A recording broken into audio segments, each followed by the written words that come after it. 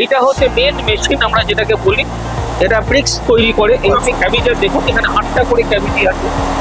এটা একসাথে 8টা করে ইট তৈরি করবে এবং এর প্রোডাকশন ক্যাপাসিটি প্রায় 12 থেকে 14,000, অর্থাৎ 8 ঘন্টায় মেশিনটা 12 থেকে 14,000 প্রোডাকশন। এটা হচ্ছে মিক্সচার মেশিন, অর্থাৎ মিক্সচারটা আপনি এর মধ্যে দেবেন, বালি, সিমেন্ট, পাথর, ওয়াটার, জল এটার মধ্যে দেবেন।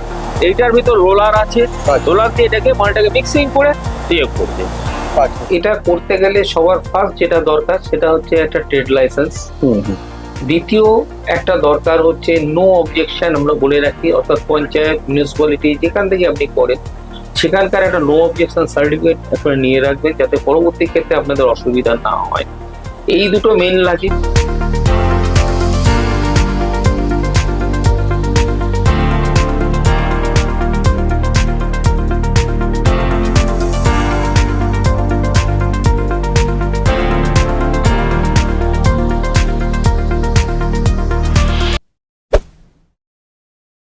স্যার নমস্কার। হ্যাঁ নমস্কার।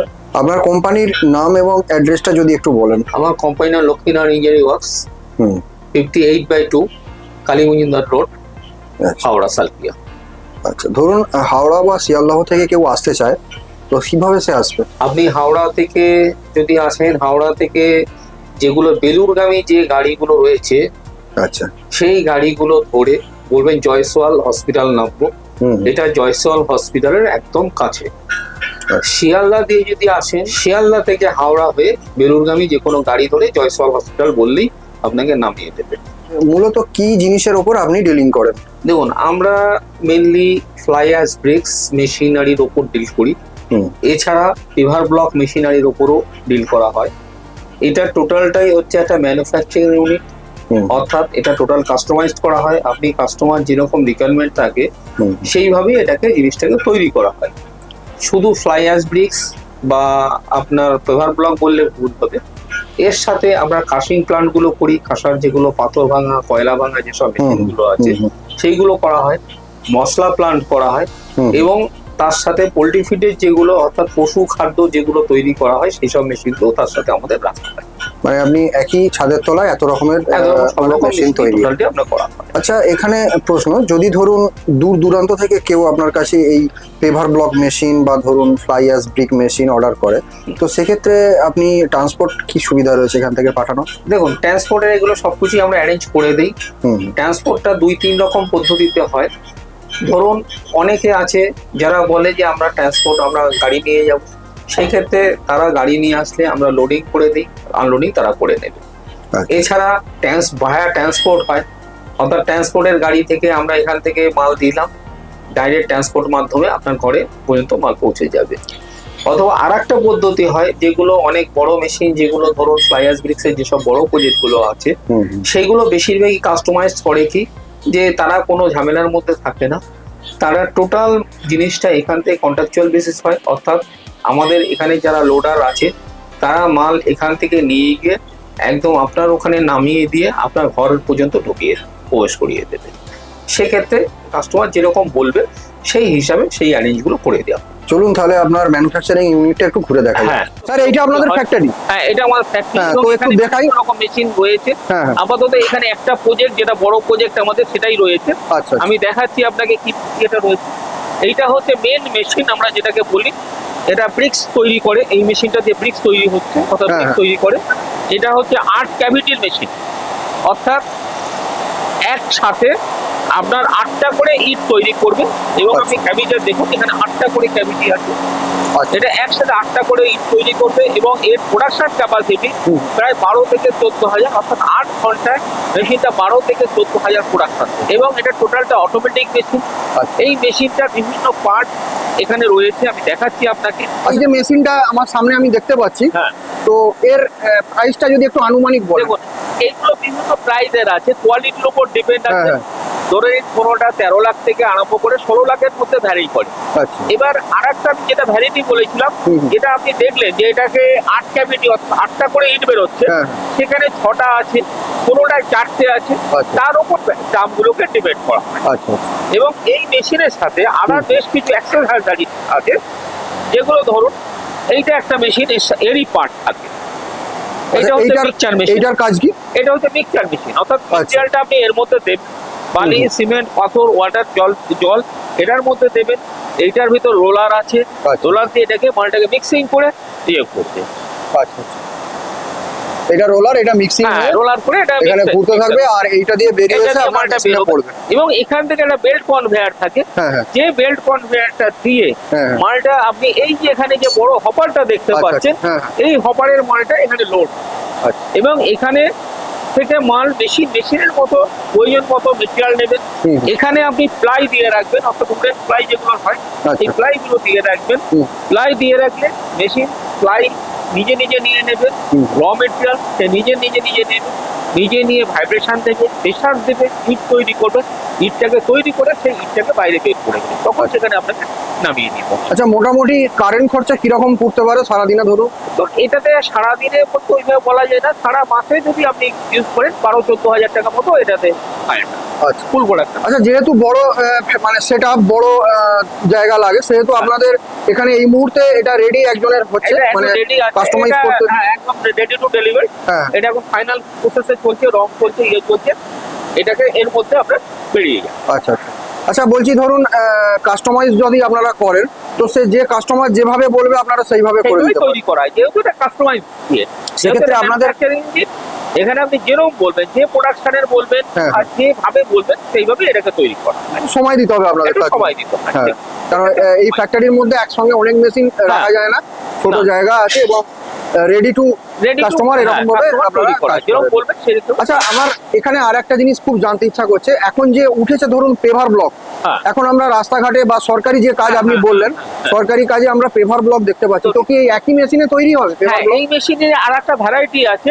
আচ্ছা, সেখানে আপনি পেভার ব্লকও তৈরি করতে পারবেন, সেক্ষেত্রে ভাইব্রেশন এবং প্রেসারটা একটু বেশি দরকার হয়। এছাড়া আর একটা পেভার ব্লক মেশিন আছে যেটা হচ্ছে ফাইবো টেবিল বলি, সেটা এখনো রং হয়নি, আপনি দেখতে পারবেন। সেখানে এই যে টাইপটা রয়েছে এইটা হচ্ছে আপনার এই এটাতে পেভার ব্লক মেশিন, এটা ভাইবো টেবিল আমরা বলি। এর সাথে 3-4টে নিয়ে মেশিন নিয়ে একটা মেশিন কমপ্লিট হয়। নতুন কেউ ফ্রেশ মানুষ মেশিন কিনতে চান, তো সেক্ষেত্রে তার তো চালাবার অভিজ্ঞতা নেই বা সেরকম কিছু নেই, তো কোনো ট্রেনিং বা ধরুন এমন কোনো জায়গায় আপনার প্ল্যান রয়েছে যেখানে নিয়ে গিয়ে তাকে দেখানো, এই সবগুলো কি আপনাদের এখান থেকে সুবিধা রয়েছে? অবশ্যই সব রকম অ্যারেঞ্জমেন্ট করা থাকে। ট্রেনিং বলতে দেখুন, এই মেশিনারি চালানোতে আমাদের যে মেশিনারি গুলো থাকে এমন কোনো মানে ঝামেলার মেশিন কিছু থাকে না, যেটা চালাতে গেলে কোনো কাস্টমারকে ঝামেলার মধ্যে পড়তে হবে, সেরকম কোনো মেশিন আমাদের মধ্যে থাকে না, সব এটা ইজি প্রসেসের মধ্যে থাকে। এছাড়া আমার যে লোক যাবে, অর্থাৎ মেশিন এখান থেকে যাওয়ার পর আমাদের লোককে মেশিন বসে ইনস্টল করে প্রোডাকশন বের করে তাকে দেখিয়ে দেবে, এবং সেও তখন আপনাকে দেখিয়ে দেবে যে কিভাবে কি প্রোডাকশন করবেন, কি রেশিওতে করবেন, কিভাবে মেশিন অপারেট করবেন, কিভাবে চালাবেন, সেগুলো তারা দেখিয়ে দেয়।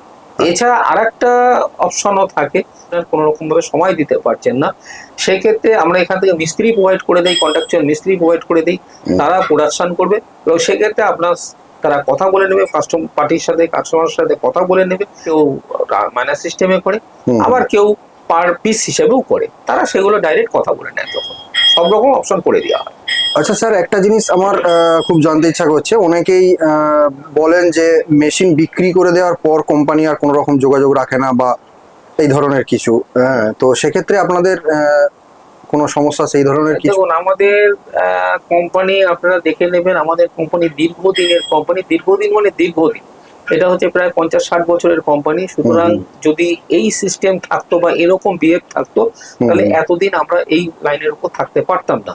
নতুন কাস্টমার আসে, আমরা চেষ্টা করি কোনো সাইডে একটা কোনো যারা মেশিন নিয়েছে তাদের সাথে কথা বলিয়ে দেওয়ার বা তাদের সেখানে পাঠিয়ে দিয়ে সেগুলো সাইড ভিজিট আমরা করিয়ে দিই, যাতে কাস্টমারের সাথে কথা বললে সে বুঝতে পারবে যে আমাদের বিহেভ কিরকম আছে, অথবা আমরা আফটার সেল সার্ভিস কি দিচ্ছি, সে ডাইরেক্ট পার্টির সাথে কথা বললে তারা বুঝতে পারবে। আচ্ছা, আজকের দিনে দাঁড়িয়ে যেখানে মানুষ এখন চিরাচরিত যে আপনার কাদামাটির ইট, যেটা তার পরিপ্রেক্ষিতে দাঁড়িয়ে এই ইটের ভবিষ্যৎ আপনি সম্পর্কে কিছু কি বলবেন? এই ইটের তো ভবিষ্যৎ এখন অনেক ভালো, কারণ এখন দেখবেন যেগুলো আপনাদের সরকারি যেসব কাজ বেরোচ্ছে সেগুলো বেশিরভাগই প্রেফারেন্স করে। আর এই ইটের 2-3টে অ্যাডভান্টেজ আছে। এক নম্বরে যে শেপটা রেগুলার শেপ থাকে, যেহেতু এটা ডাইসে হয়, ডাইসের শেপটা রেগুলার এবং এটা একদম রেগুলার শেপ বেসিস হয়, কোনো রকম প্লাস্টারিং খরচা কম থাকে। হিট ট্রান্সপোর্টেশন হয় না, অর্থাৎ শীতকালে ভেতরে গরম থাকবে, গরমকালে ভেতরে ঠান্ডা থাকবে। যার জন্যই এইগুলোকে আস্তে আস্তে সবাই এগুলো প্রেফারেন্স বা এইগুলো সবাই আস্তে আস্তে চয়েস করছে। মেশিনের প্রোডাকশনটা কীরকম চলছে আপনারা দেখুন, সেটাই আমি দেখানোর চেষ্টা করছি আপনাদের। মেশিনের প্রোডাকশন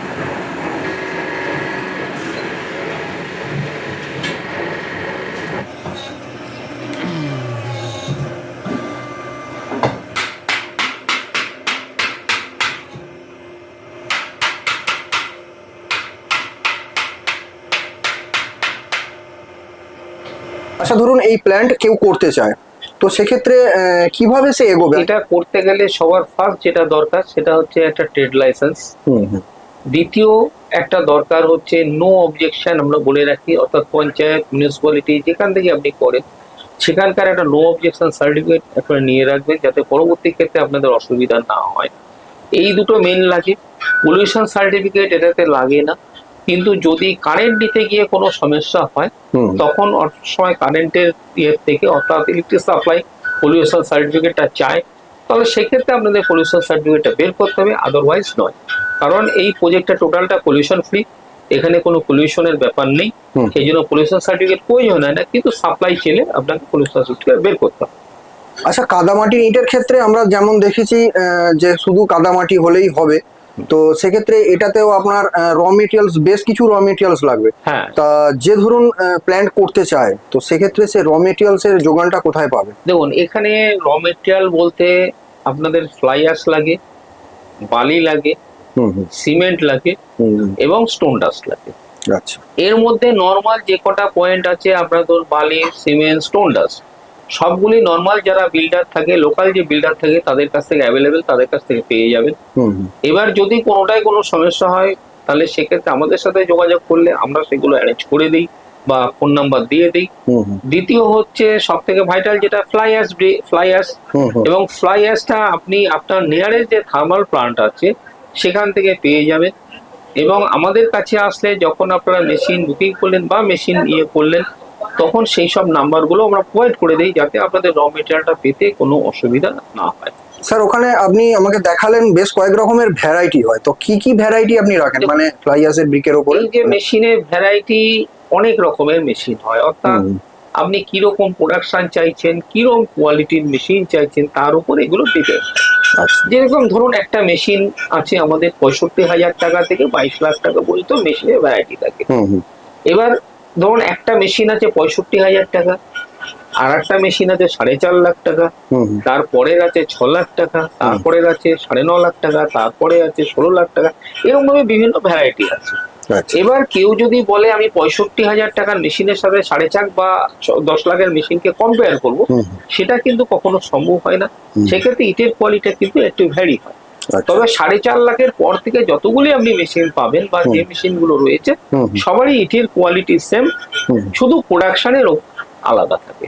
ধরুন যেটা একটায় কোনোটায় হয়তো 2 থেকে 2.5 প্রোডাকশন আছে, কোনোটায় হয়তো 10 থেকে 12,000 আছে, কোনোটায় 12 থেকে 14,000 আছে। প্রোডাকশনের উপর বেস করে তখন দামটা ডিপেন্ড। স্যার, এই ফ্লাই অ্যাশ ব্রিক সংক্রান্ত সমস্ত কিছু তথ্য আপনি দিলেন আমাদের সাবস্ক্রাইবারদের জন্য, বা নতুন যদি কেউ এই ব্যবসায় নামতে চায় তাকে অবশ্যই আপনি গাইড করে দেবেন। আপনার এই কর্মব্যস্ত জীবনের মূল্যবান সময় আমাদের দেওয়ার জন্য সুমন গাইডস ইউটিউব চ্যানেলের তরফ থেকে আপনাকে অনেক ধন্যবাদ। হ্যাঁ, নমস্কার।